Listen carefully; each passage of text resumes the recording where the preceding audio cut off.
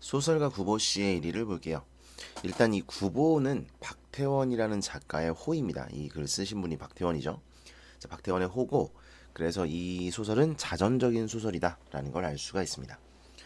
그 다음에 1930년대 대표적인 그 작가고요. 그 다음에 모더니즘 기법을 사용해서 그 소설을 많이 쓰셨어요. 그래서 왼쪽에 보시면 구보의 내면 심리에 따라 소설이 진행된다. 그래서 의식의 흐름 기법, 이게 이제 모더니즘에서 많이 사용되는 기법이거든요. 의식의 흐름 기법, 다른 말로 자동 기술법이라고도 합니다. 그래서 의식의 흐름 기법이 사용되었다라는 걸 아셔야 됩니다. 자, 구보는 다시 밖으로 나오며 자기는 어디에 가서 행복을 찾을까 생각한다. 그러니까 일단 얘가 하고자 하는 게 이거라는 거죠. 행복을 찾고 싶다. 행복을 찾고 있다. 라는 걸 알 수가 있습니다. 발 가는 대로 그는 어느 틈엔가 안전지대에 가서서 자기의 두 손을 내려다 보았다. 한 손에 단장과 지팡이, 한 손에 공책과, 이건 이제 뭐냐면 이 공책에다가 돌아다니면서 이 서울의 모습을 기록하고 있어요. 이걸 이제 고현학이라고 합니다. 고현학. 밑에 써놨죠. 그래서 세태의 모습을 자세히 기록하는 학문이에요. 그걸 하고 있는 건데, 물론 구보는 거기에서 행복을 찾을 수는 없다. 안전지대 위의 사람들은 서서 전차를 기다린다. 그들에게 행복은 알 수 없다. 그러나 그들은 분명히 갈 곳만은 가지고 있었다. 여기 이제 은이라는 조사, 이 보조사에 체크를 해놨는데 대조를 나타내는 보조사예요. 그래서 그들은 갈 곳이 있다 라는 말은 나는 없는데, 이런 의미죠. 구보는 갈 곳이 없는데 그들은 분명히 갈 곳만은 가지고 있었다. 전차가 왔다. 사람들은 내리고 또 탔다. 구보는 잠깐 멍하니 그곳에 서 있었다. 그러나 자기와 더불어 그곳에 있던 온갖 사람들이 모두 저 차에 오른다 보았을 때 그는 저 혼자 그곳에 남아있는 것의 외로움과 애달픔을 맛본다. 정서를 직접 제시, 심리를 직접 제시하고 있다는 거 아셔야 됩니다. 구보는 움직인 전차에 뛰어올랐다. 그러니까 얘는 전차를 탈 생각도 없고 탈 이유도 없어요. 근데 그냥 거기 서 있던 사람들이 다 타니까 나만 안 타니까 외로워. 그래서 나도 타야지 이러고 탄 거예요. 그다음 보시면 전차 안에서, 자 밑에 써놨죠. 신문 연재 소설의 특징입니다.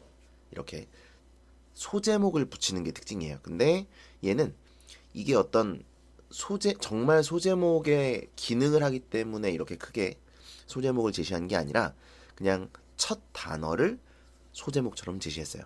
네, 이게 좀 그 당시에는 좀 굉장히 특이한, 그런 기법이었습니다. 그래서 이것도 특징으로 하나 알아두시면 좋겠고요. 전차 안에서 구보는 우선 제자리를 찾지 못한다. 하나 남았던 좌석은 그보다 바로 한 걸음 먼저 차에 오른 젊은 여인에게 정렬당했다. 구보는 차장대 가까운 한 구석에 가 서서 자기는 대체 이 동대문 행차를 어디까지 타고 가야 할 것인가를, 대체 어느 곳에 행복은 자기를 기다리고 있을 것인가를 생각해 본다. 이 차장은 여러분 예전에는 버스도 그렇고 이건 뭐 전차지만 전차도 그렇고 이 차장이라는 사람들이 있었어요. 운전하시는 분 말고 차장은 뭐 하는 거냐면 사람들한테 표 받고, 표 찍고 확인하고 뭐 이런 사람들이에요. 버스 같은 경우는 이제 막 사람들 밀어넣고, 그래서 더 많은 사람들이 탈 수 있게끔 도와주는 뭐 그런 역할을 하는 사람들이죠. 어쨌든 그래서 한 사람이 더 있어요. 운전하시는 분 말고. 요즘에는 이제 앞에서 운전하시는 분이 문도 열어주고 다 하지만 예전에는 이제 그런 전자식 개폐가 없었기 때문에 손으로 문을 열고 닫고 했죠. 그런 걸 이제 차장들이 하는 겁니다. 자, 그다음 보시면 아무튼 차장대는 그런 그곳이에요. 차장이 있는 곳, 이게 차장대예요. 뒷문 쪽에 있겠죠. 뒷문 쪽에 거기에 가서 이렇게 생각을 한다. 그래서 거기 보시면 방황하는 구보의 모습이라고 써놨는데, 방황은 보통 이제 우리가 언제 방황이라는 단어를 쓰냐면 어디로 가야 할지를 모를 때예요. 어디로 가야 하는가, 이럴 때 방황이라는 말을 쓰죠. 구보는 모르죠. 어디에서 내려야 될지도 몰라요. 그렇기 때문에 방황하고 있다. 이제 이 차는 동대문을 돌아 경성운동장 앞으로 해서 구보는 차장대 운전대로 향한 안으로 파란 융을 받쳐댄 창을 본다. 전차과에서는 그곳에 뉴스를 게시한다. 그러나 사람들은 요사이 축구도 야구도 하지 않는 모양이었다. 장충단으로 청량리로 혹은 성북동으로, 그러나 요사이 구보는 교회를 즐기지 않는다. 그러니까 이게 뭐냐면 경성운동장 쪽으로 이게 이제 간단 말이죠. 그래서 혹시 거기 뭐 경기 같은 게 있으면 가서 한번 볼까, 하고 봤는데 뉴스가 있나 해서 봤는데 없는 거예요.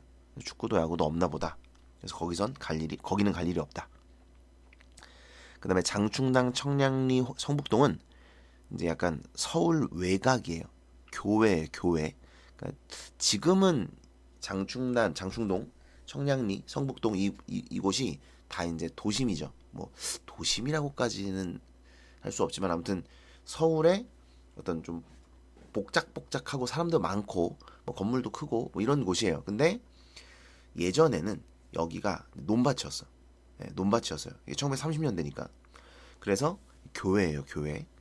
어쨌든 그래서 거기로 이제 전차가 간단 말이죠. 거기 내리면 이런 좀 자연을 즐길 수 있는, 교회를 즐길 수 있는 그런 곳이란 말이야. 하지만 구보는 교회를 즐기지 않아요. 그곳에는 자연이 있었고 한적이 있어요. 그러나 고독조차 그곳에는 준비되어 있었다. 그래서 교회를 즐기지 않는 거예요. 그러니까 한적하고 자연이 있고 이런 건 좋아. 근데 고독해. 그건 싫어. 그래서 교회를 즐기지 않는다. 요사이 구보는 고독을 두려워한다. 일찍이 예전에 그는 고독을 사랑한 일이 있었다. 그러나 고독을 사랑한다는 것은 그의 심경의 바른 표현이 못 될 것이다. 그러니까 고독을 사랑한다고 생각했지만 실제 그의 마음은 그게 아니었을 거야. 이런 얘기예요. 그럼 뭐였냐? 그 다음 보면 그는 결국 고독을 사랑하지 않았을지도 모른다. 아니, 도리어 그는 그것은 고독이죠. 고독을 그지없이 무서워하였는지도 모른다. 그러나 그는 고독과 힘을 겨루어 결코 그것을 이겨내지 못했다. 그러니까 고독을 이겨낼 수 있는 방법을 몰랐다는 거예요. 그래서 구보는 차라리 고독에게 몸을 떠맡겨버리고 그리고 스스로 자기는 고독을 사랑하고 있는 것이라고 꾸며왔는지도 모를 일이다. 그러니까 이제 예전에는 정말 이 고독을 즐기시는 분들이 있었어요. 예, 그런 게 뭔가 가을 남자 다 이렇게 싸늘한 바람이 부는데 바바리 코트를 입고 그 바람을 이렇게 맞으면서 쓸쓸하게 걷는 뭐 그런 모습이 낭만이었던 그런 시대가 있었답니다. 아무튼 그래서 이제 고독하다라는 것이 고독을 사랑한다라는 것이 하나의 어떤 멋이었던 거죠. 근데 실제로는 고독을 사랑하는 게 아니었고 고독을 이길 수 없기 때문에 그냥 고독을 사랑하는 거야 라고 치부해 왔을지도 모른다 이런 얘기죠. 표 찍읍쇼. 차장이 그의 앞으로 왔다. 아까 말씀드렸죠. 표 찍는 사람, 확인하고 어디서 내릴지에 따라 요금 받고 뭐 이런 사람이에요. 구보는 단장을 왼팔에 걸고 바지 주머니에 손을 넣었다. 그러나 그가 그 속에서 5입의 동전을 골라내었을 때 차는 종묘 앞에 서고 차장은 제자리로 돌아갔다. 그러니까 이제 내릴 타이밍을 놓친 거야.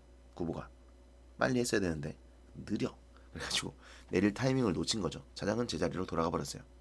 물론 이제라도 저 내릴게요 하고 내릴 수 있는데 구보는 그런 걸 잘 못하는 사람입니다. 뭐 아무튼 간에 왜냐면 또 여기 꼭 내려야 할 이유도 없으니까. 그래서 그냥 가는 거예요. 구보는 눈을 떨어뜨려 손바닥 위에 5입 동전을 본다. 자, 이제 다른 생각합니다. 그 마침 꺼냈던 5입의 동전을 보면서 생각에 빠지는 거예요. 그것들은 공교롭게도 모두가 뒤집혀 있었다. 대정 12년, 11년, 11년, 8년, 12년. 이걸 보면 여러분 알 수 있죠? 500원짜리 동전이 있을 때 학이 그려진 그림이 앞일까요? 숫자가 그려진 그림이 앞일까요? 학이 그려진 그림이 앞이라는 걸 알 수 있습니다. 여기 보면 나와 있잖아요. 뒤집혀 있었다. 그러니까 앞면이 학이 그려진 거, 이순신 장군이 그려진 데가 앞면, 그리고 그 뒤에 숫자가 그려진 게 뒷면이라는 거죠. 그죠? 여러분은 이제 그런 거가 없으시겠지만 저희 때는 그런 게 있었거든요. 어디가 앞면이냐 이걸 놓고 이제 싸우곤 했었죠. 아무튼 대정 12년, 11년, 11년, 8년, 12년, 대정 54년. 구보는 그 숫자에서 어떤 한 개의 의미를 찾아내려 들었다. 그러나 그것은 부질없는 일이었고 그리고 또 서로 그것이 무슨 의미를 가지고 있었다 하더라도 그것은 적어도 행복은 아닐 것이다. 그러니까 의미 없는 행위예요. 이 행위는. 그러니까 여기에서 뭔가를 찾아내려 하지만 사실 그게 무슨 의미가 있겠습니까? 그죠? 저는 그런 거 있거든요. 운전하면서 가면 이렇게 앞차에 번호판이 있잖아요. 그럼 그 번호판을 보면서 그 숫자에서 어떤 의미를 찾아내고자 하는 뭐 그런 거, 뭐 7777 막 이런 거 있으면 뭐 아니면 내 생일이나 뭐 이런 거 있으면 아는 사람 생일 뭐 이런 거 있으면 그 번호판을 보면서 그냥 그런 유희예요. 그냥 노는 거야. 그런 숫자를 보면서 뭐 그런 거 있지 않나요? 저 말고 이제 이과생들은 그런 거 되게 심하다고 하던데 숫자를 보면서 뭐 그런 거 있잖아요. 그 영화 같은 데 보면 나오는데 어떤 숫자를 딱 보면 이거 뭐 13의 약수 중에 가장 큰 소수야. 뭐 이런 거 본 적 없어요? 뭐 천재들이 막 딱 숫자 보자마자 딱 그런 거 알더라고. 뭐 아무튼 간에 뭐 그런 거 한 건데 이제 의미는 없다 이거죠. 그다음 중량. 조그만 요것도 이제 소제목으로 제시가 된 거예요. 그다음 보시면 조그만 한 개의 기쁨을 찾아 구보는 남대문을 안에서 밖으로 나가보기로 한다. 여러분 지금 제가 이렇게 파란색으로 체크해 놓은 거 보시면 다 뭐예요? 그 공간이죠, 공간. 공간의 이동이 이렇게 드러나요. 공간의 이동. 물론 이제 얘는 전차 안에만 있긴 하죠. 근데 그 전차가 이렇게 움직이는 거긴 합니다. 자, 그다음에 이제 남대문 여기는 이제 전차가 아니 뭐야 구보가 남대문을 간 거죠. 남대문 안에서 밖으로 나가보기로 했다. 그러나 그곳에는 불어드는 바람도 없이 양옆에 웅숭그리고 앉아있는 서너 명의 지게꾼들의 모양이 맥없다. 그러니까 이제 사람들이 없어. 한적하고 쓸쓸해요. 구보는 고독을 느낍니다. 사람들이 있는 곳으로, 약동하는 무리들이 있는 곳으로 가고 싶다고 생각합니다. 그는 눈앞에 경성역을 봅니다. 이제 남대문과 서울역이 가깝죠. 네, 가까워요. 막 엄청 가깝지는 않지만 걸으면 조금 금방 갈 수 있을 정도예요. 네, 그래서 이제 경성역으로, 서울역으로 가는 거죠. 왜? 사람들이 있는 곳, 약동하는 무리들이 있는 곳으로 가고 싶다. 그럼 서울역 가면 사람들이 엄청 많겠죠. 그래서 거기를 가려고 하는 겁니다.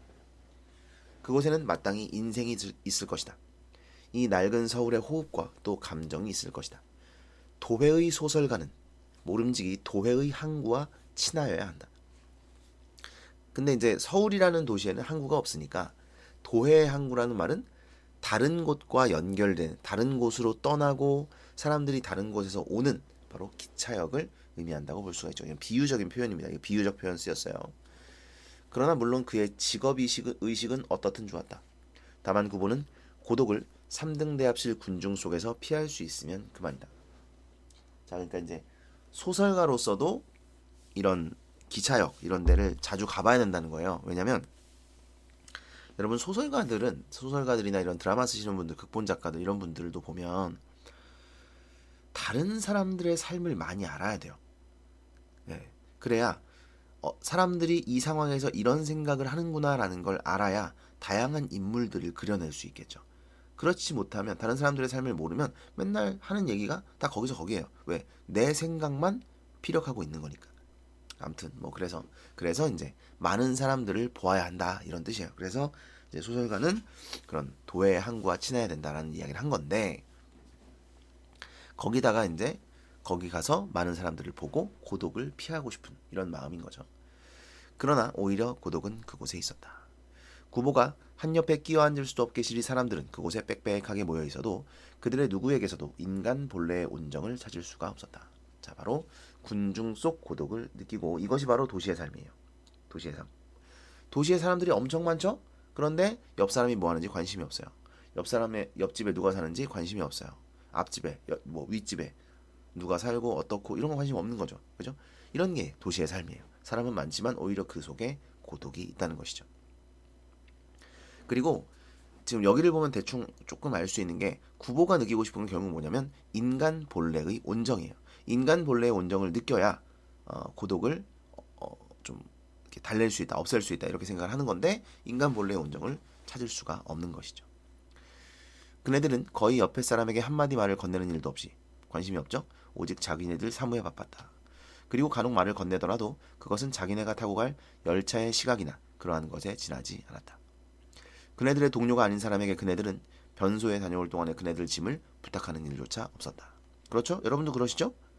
막 여기 짐 같은 거 캐리어백 있는데 모르는 사람한테 저 화장실 좀 다녀올 테니까 이거 좀 맡아주세요. 그렇게 말하지 않잖아요. 그죠? 남을 결코 믿지 않는 그네들의 눈은 보기에 딱하고 또 가엾었다. 자, 그래서 여기서 그네들은 여기 대합실에 있는 경성역 대합실에 있는 많은 사람들을 이야기하는 것이죠. 그리고 그 사람들은 모두 고독하고 다른 사람에게 관심이 없고 그렇기 때문에 이제 다른 사람을 믿지 못하고 그렇기 때문에 이제 고독을 느끼고 있는 것입니다. 그다음 볼게요. 구보는 한 구석에 가서서 그의 앞에 앉아 있는 노파를 봅니다. 자, 이제 노파를 관찰해요. 얘가 지금 고연학한다 그랬잖아요. 사람들을 계속 관찰하는데 여기서 이제 노파를 관찰해서 쓰고 있어요. 그는 누구 집에 여기서 그는 노파예요.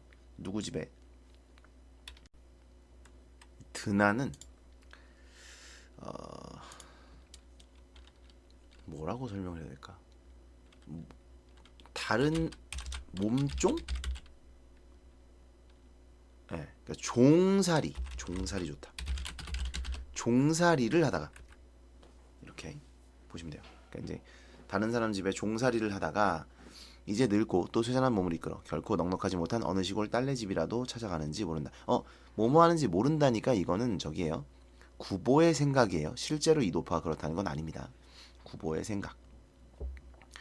이미 굳어버린 그의 안면 근육은 어떠한 다양한 일에도 펴질 턱이 없고, 그러니까 이제 얼굴이 굉장히 딱딱하고 행복해 보이지 않는 거죠. 표정이 없고.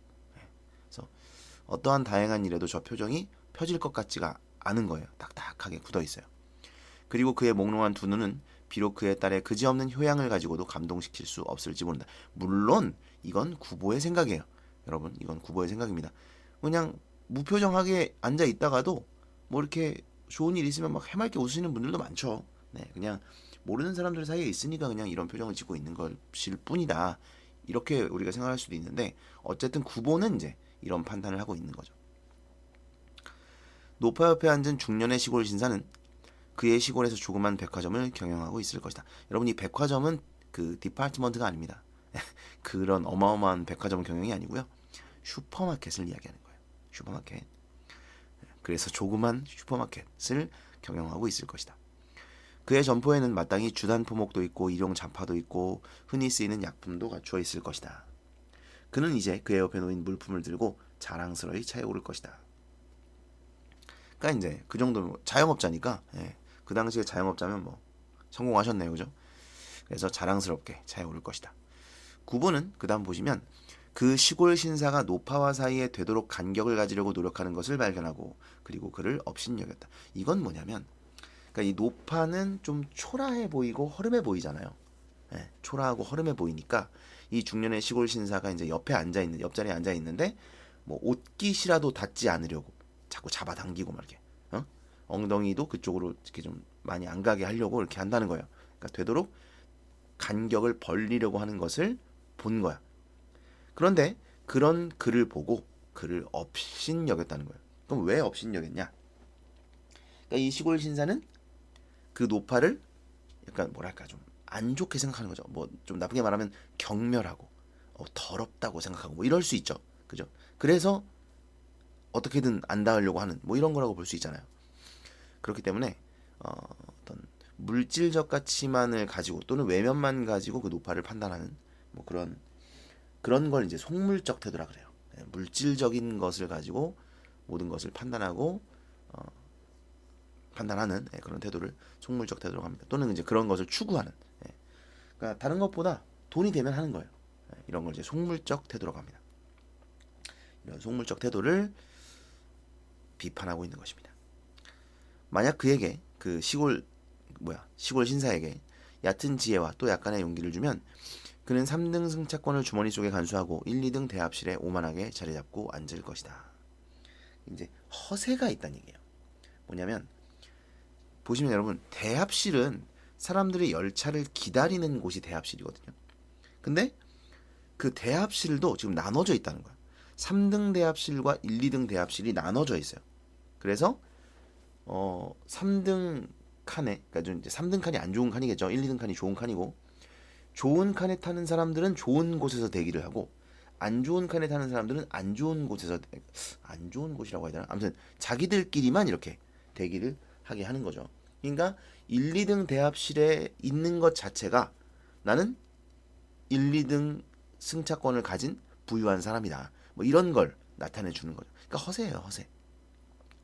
실제로는 3등 승차권을 가지고 있지만 1, 2등 대합실에 들어가서 나 1, 2등 승차하려는 사람이야 라는 척을 하는 거죠. 그러니까 그래 보이고 싶은 거, 이런 게 이제 허세가 되겠죠. 그래서 그런 허세가 있는 인물이다 라는 것을 비판하고 있는 겁니다. 그 다음 보시면 문득 구보는 그의 얼굴에서 부종을 발견하고 그의 앞을 떠났다. 신장염. 자, 구보가 의대를 졸업했는데 구보가 무슨 뜻이냐면 여러분, 바보란 뜻이에요. 바보 멍청이란 뜻이거든요. 구보라는 말이. 그럼 박태원의 호가 구보인데 이 호를 누가 지었냐면 자기가 지었어요. 자기가 자기의 호를 바보 멍청이라고 지은 거예요. 왜 바보 멍청이라고 지었냐면 구보가 의대를 졸업했는데 의사 안 하고 소설가를 하겠다고 에? 고현학 한답시고 맨날 밖으로 돈도 안 되는데 싸들어 다니는 거죠. 그러니까 엄마가 구보의 어머니가 얼마나 속이 터지겠어요, 그죠? 아들 새끼 의대 졸업시켜놨는데 이 새끼가 의사 안 하고 소설 쓴답시고 맨날 그냥 돌아다니긴 하니까. 그래서 엄마가 이 구보를 맨날 구보라고 불렀어요. 그러니까 박태원을 구보라고 불렀죠. 그리고 박태원은 그래 나는 바보지 뭐 이러면서 자기의 호를 구보라고 지은 거예요. 뭐 아무튼 구보는 의대를 졸업했어요. 그래서 이런 걸 알 수 있는 거죠. 얼굴의 부종을 보고 신장염이구나라는 걸 알았어요. 그뿐 아니라 구보는 자기 자신의 만성 위 확장을 새삼스러이 생각해내지 않으면 안 되었다. 그러니까 위가 확장됐다는 거죠. 그래서 뭘 먹어야 돼. 그래서 매점을 간 거야. 그러나 구보가 매점 옆에까지 갔을 때 이거죠. 그래서 위가 확장돼서 배가 고프다는 얘기죠. 그래서 제가 매점을 갔는데 그는 그곳에서도 역시 병자를 보지 않으면 안 되었다. 40여 세의 노동자, 전경부의 광범한 팽룡, 돌출한 안구, 또 손에 경미한 진동, 분명한 바세도우시병. 그것은 누구에게든 결코 깨끗한 느낌을 주지는 못한다. 그의 좌우에는 좌석이 비어 있어도 사람들은 그곳에 앉으려 들지 않는다. 그러니까 이제 깨끗하지 않으니까. 여러분도 지하철 탔는데 그 노숙자 아저씨가 거기 이렇게 앉아 있어. 보기만 해도 냄새가 보이는 것 같아. 그러면 옆에 잘 안 앉으려고 하잖아요. 그쵸? 뿐만 아니라 그에게서 2칸통 떨어진 곳에 있던 아이업은 젊은 아낙네가 그의 바스켓 속에서 꺼내다 잘못하여 시멘트 바닥에 떨어뜨린 한 개의 복숭아가 굴러 병자의 발 앞에까지 왔을 때 여인은 그것을 쫓아와 집기를 단념하기조차 하였다. 이거 대단한 거거든요. 여러분 옛날에 먹을 게 없었죠. 먹을 게 많이 없었고 먹을 거 버리면 벌 받는다. 뭐 이런 얘기도 있었고 근데 복숭아가 떨어졌는데 복숭아 그 당시 얼마나 귀했는데 물론 저도 잘 몰라요. 저도 1930년대에 살진 않았습니다. 아무튼 귀했을 텐데 그거를 이제 포기하기까지 하였다. 그러니까 그 정도로 옆에 가고자 하지 않았다는 거예요. 구보는 이 조그만 사건에 문득 흥미를 느끼고 그의 대학 노트를 펴들었다. 그러니까 이제 고연학 이걸 이제 기록하고자 하는 것이죠.